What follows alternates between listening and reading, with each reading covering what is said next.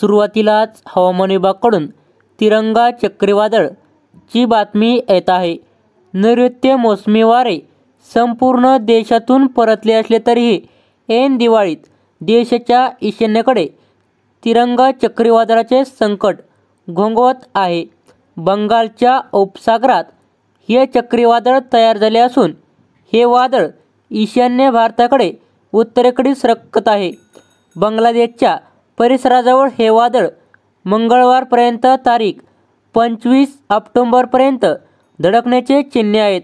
महाराष्ट्रावर या वादळाचा कोणताही परिणाम जाणवणार नसल्याचे हवामानशास्त्र विभागातर्फे सांगण्यात आलं आहे। बंगालच्या उपसागरात असणारे हे चक्रीवादळ सुरुवातीला पूर्व किनाऱ्याकडे सरकण्याची चिन्हे होती। यानंतर ते पूर्व मध्य भागातून ईशान्येकडे वळले। असे प्रभाव पूर्व विदर्भ, ओडिशा, पश्चिम बंगाल, बांगलादेशच्या किनारपट्टीवर पावसाचे ढग तयार झाले आहेत। ईशान्य भारतातील राज्यांमध्ये जोरदार पावसाची शक्यता वर्तवण्यात आली आहे। तर असेच व्हिडिओ पाहण्यासाठी चॅनेलला सबस्क्राईब करा। धन्यवाद।